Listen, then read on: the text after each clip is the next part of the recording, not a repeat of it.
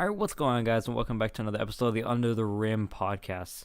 Man, it's been a stale couple weeks, yo. Without the NBA, it feels like I said, life just meshing together. I'm gonna try again. I'm gonna try and get all these podcasts out every Wednesday or Thursday. Wednesday, if I can't, then it will for sure be out Thursday. But just a couple things happened this week in basketball. Not a lot. This might be a shorter episode than usual. But first thing, I want to start off on a good note.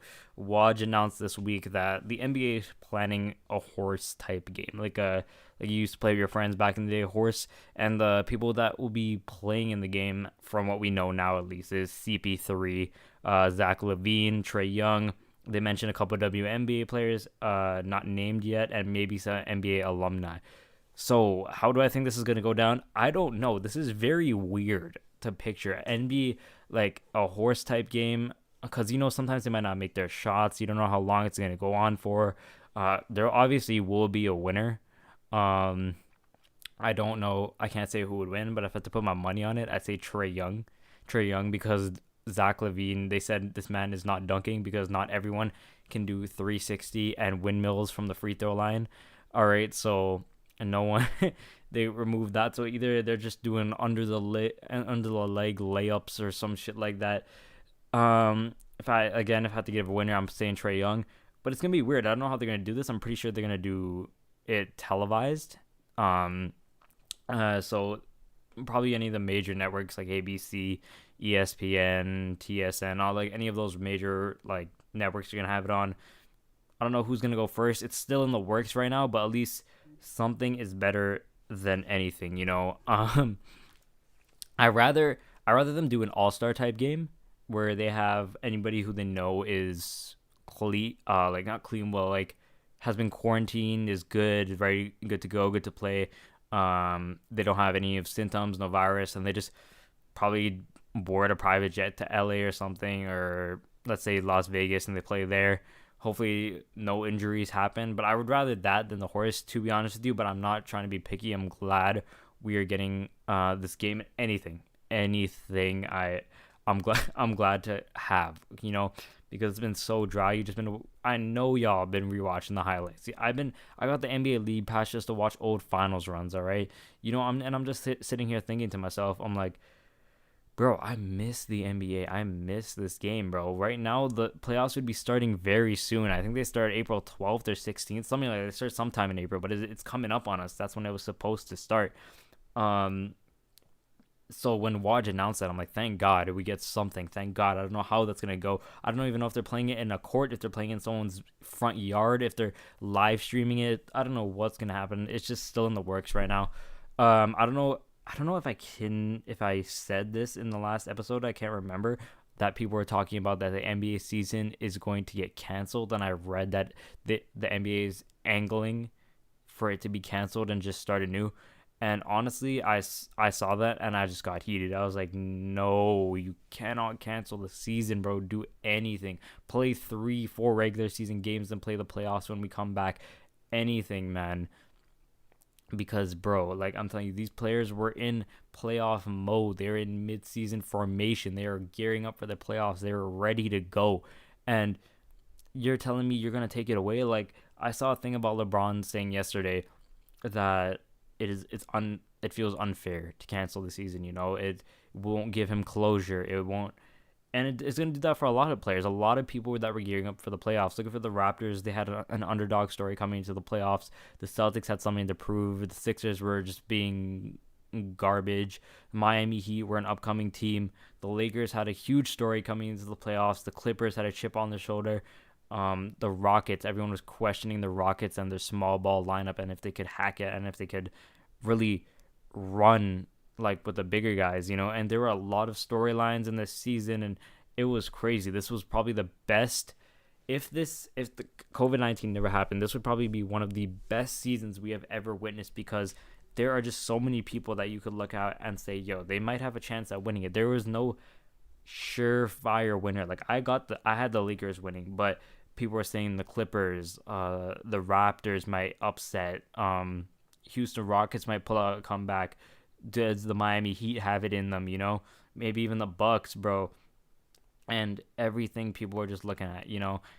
Um, there was a lot of things with LeBron versus Giannis. Well, obviously, Giannis was going to win MVP, but the Giannis versus LeBron, can LeBron catch up to him? He's playing better. Things this and that, and like now you got guys like Jason Tatum coming out saying that LeBron is better. LeBron has always been playing at a high. I forget who he said he was playing better than. I think it was Kawhi or something.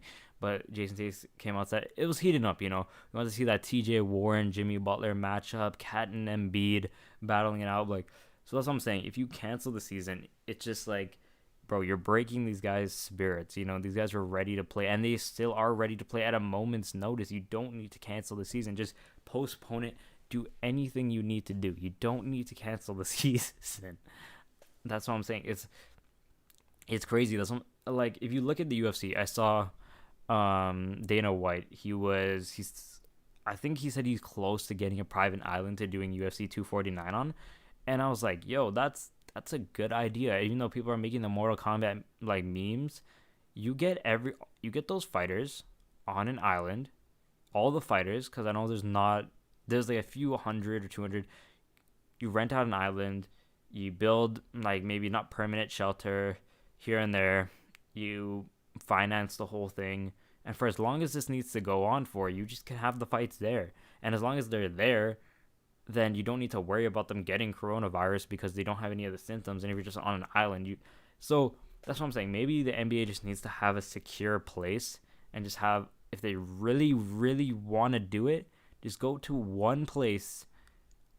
Don't leave anywhere. There and back. Secure as hell. No fans. No fans, nothing. Just play. Because at this point, I feel like the fans would rather no fans than no NBA, you know? And just have some secure place. Stay in your houses. Have food come in from secure locations. You know, that's my idea at this point if we really want the NBA back. Because, bro, when I'm telling you, my mind is going numb. My mind is going numb from having no NBA. I mean, like next week or next week, the Jordan documentary is coming out, so I guess that would put us over for a little bit. But who knows? They're trying to say that the NBA is coming back in, like, they're aiming for a July or August return. So they just completely rule out June. They just said screw that. Because when everybody announced that, oh, everything is going on hiatus for a month, be back in April. We'll let you know April. I just saw Adam Silver said they'll let us know in May. That's when we're going to get an answer on what's going on with the NBA. I'm like, no way. None. If y'all think any of this is coming back in April, you are out of your goddamn minds, okay? Because we can't do nothing. We've been in quarantine for about a month now, and this shit is garbajo, bro. But yeah, that's all I have to say on what's going on with the NBA right now. I guess they're just trying to keep us entertained, and it's better than some other leagues are doing, just waiting on an answer, not doing really anything at all, you know. So I rate the NBA for that. I rate Adam Silver. He's handled this really well. He's handled it really well, and he's kept us informed. Same thing with Waj, all these guys. Like I give them a round of applause for doing that, because without any of this news, we'd be losing our mind. People are posting the most random highlights of NBA players on Twitter, and that's how you know we're losing our mind. But I was thinking today, so we're here, and everyone was making these jokes about how the Raptors are still the 2020 champions. You know, they are still the undefeated champions. They're going for another. People are making jokes or whatever. So I'm thinking to myself, and I heard a video saying how DeMar DeRozan was a really underrated dunker, and he could be one of the greatest Raptors of all times. So I'm like, who is the greatest Raptor of all time? Being from Toronto, who do we consider to be the GOAT Raptor? You know, the one that made it all for us. Do we consider it to be Kawhi? Well, these are like at least my guesses. Either Kawhi, DeRozan, Lowry, or Vince Carter, you know? And those are the four people. I'm going to go more into depth on this topic in a YouTube video probably, so be on the lookout for that. But just looking at it without any research or just off the top of your head, just some barbershop talk, you know?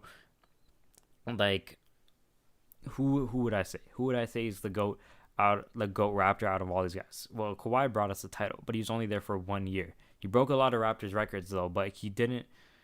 You gotta stay in the city to be goated. You know, of course we will always love Kawhi and treasure him forever, but you can argue the fact that if you're from Toronto, Toronto has low key more love for DeRozan than they do for Kawhi. That's a hot take, but look how long DeRozan was with us. He loved the city. You know, he didn't want to leave. He wanted to play here after people were just trashing the Raptors, um, underappreciating them, not giving them enough credit. Free agents didn't want to come here. No one wanted to sign with us.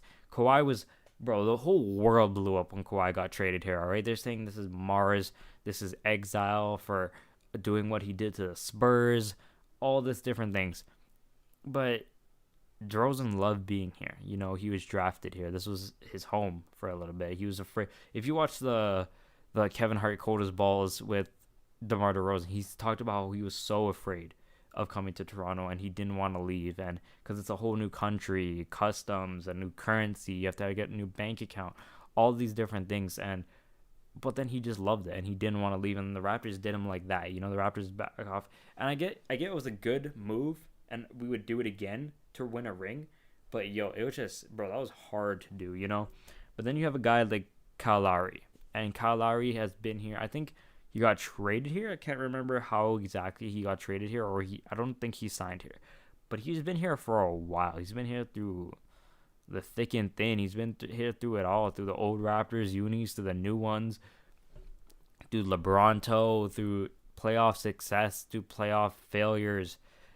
He's put up insane amount of points, assists. He's been a really good point guard for the Raptors. You know, not that MVP, Steph Curry, Kyrie Irving type point guard, but he's been an all-star type point guard to the Raptors, and he's been here loyal through it through. He's re-signed. He's been trying to get free agents to come here. He's never talked bad on Toronto. He's never demanded a trade. He's never. The only time he was probably mad at the Raptors organization is when they traded for DeRozan, you know, or when they traded away DeRozan. So I could see, if you were to tell me here that Lowry is the GOAT Raptor, I wouldn't argue with you. I wouldn't be like, yeah, nah, you're wrong. Like, you're shitting on people's names or anything, because he's been here for a long time and he's devoted his heart and soul. Without Lowry, Lowry was a key piece in that championship run too. Yes, Kawhi really put them over the edge, but you needed a Lowry to get there. You know, he was. Some days when Kawhi was off, VanVleet was hitting, you know, Lowry was on. This guy was on fire, you know, and he has those moments where he'll just hit 2-3 threes in a row, you know, or he'll make the right pass or take a charge. He's a really good. I think he leads the NBA in charges taken or something like that. And that's what he does. You know, he's pretty much like he's a good defensive player, not the best defensive player, but like he's really important to these teams, to these Raptors teams. But then again, now you have a guy like Vince Carter. Vince Carter was the OG Raptor, the OG highlight, the greatest dunker of all time, the greatest in-game dunker of all time. You know, there's nobody that's telling me that Vince Carter is not the GOAT dunker of all time. All you need to do is search up the 7-footer Olympic dunk, and my case is rested. My case is rested. All you gotta look at is him jumping over a 7-footer and then the guy getting kicked off the team. What more do you need to see than that? Because if you look at my reasoning, yeah, Vince Carter only led us to the second round max, and then lost to the 76ers. But this man put Toronto on the map. Look, if you do not believe me, without Vince Carter, there is no Toronto. There's no Toronto Raptors. Without Vince Carter, there is no 6. There is no nothing. Because if you take him away, no one's really watching Toronto games. No one's really giving them peace of mind. Vancouver just got cut. We're the only Canadian team in the league. But he was here before he turned heel on us. He was here and he was giving it his all. And I'm telling you guys, watch the Carter effect, because that showed just how much Vince Carter loved Toronto and how much he did for the city, even off the court. You know, I think there's something about he was the first one to bring bottle service to Toronto and like the clubs and everything, and really improve the club life of Toronto. And now like some of the NBA players still come here to club and all these things, and it's really crazy that without him generating those numbers, the Raptors might not even be here. So if you ask me, it's really between, if I have to go from order these guys in a list, I'm saying DeRozan and Vince Carter are tied. And then it's Lowry, and then it's Kawhi. Yes, Kawhi did win us the championship, but I'm telling you, if you want to be on the GOAT rap, like the goated of the goated, you have to be here for more than a year, And the type of demands this guy was making to the Raptors and stuff like that, in the trade, like the trade stuff, it was crazy. You played it, I get it, but like it never felt that Kawhi wanted to be here. Like there was a chance that he could stay. I felt like if he stayed, then he was like, oh yeah, he did want to be here. But since time, he didn't want to be here. DeRozan wanted to be here. Lowry wants to be here. He wants to play in Toronto. They want to DeRozan wanted to retire in Toronto. From what I see from Lowry, he wants to retire in Toronto, and he wants to retire as a Raptor because this is where he won his title. I just wish we got to see DeRozan win a title. All of his hard work, I wish we got to see it paid off. I'm doing a poll right now on Instagram, and I really want to know what people are saying. I want to see if anyone said anything because because all my friends are from Toronto too, obviously. So I'm trying to see what are these guys saying to this. We got DeMar. They said was DeMar, but Lowry had a good case.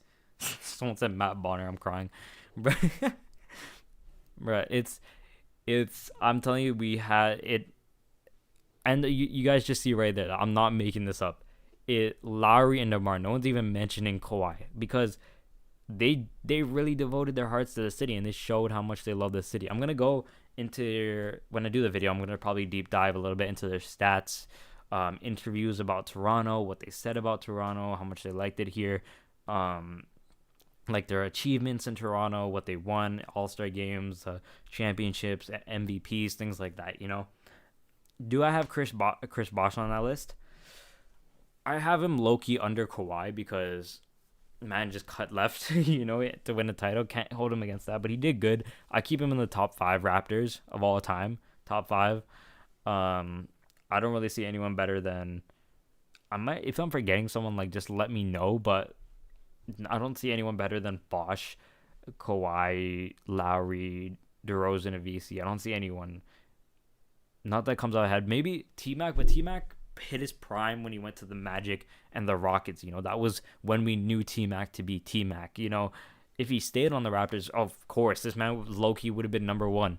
Number 2 or number 1 with VC. If they stayed together, that's for sure a championship. That's for sure a title. Are you kidding me? And even T-Mac said himself, like, I don't want to, like, I should have never left. He said, I wish I stayed because he wanted to play with VC. And if he stays, Vince Carter doesn't leave, because he has more help on the offensive end, things like that. Maybe they get a good pick. Who knows?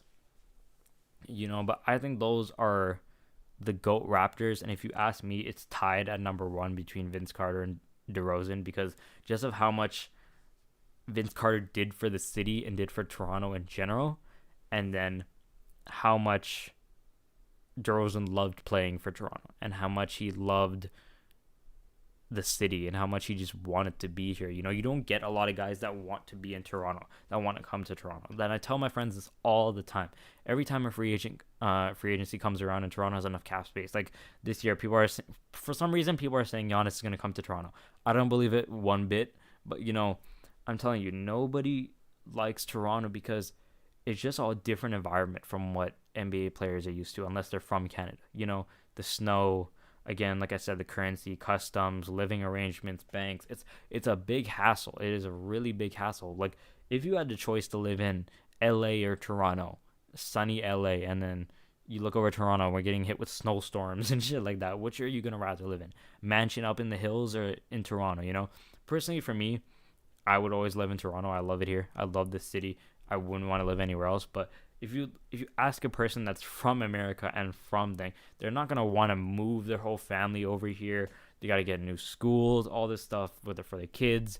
It's really a hassle for them. So that's what I'm saying. It's really hard to get a guy like DeRozan, to draft a guy that's from Compton, from LA, and says he likes it over here, and says he loves it over here and he didn't want to leave.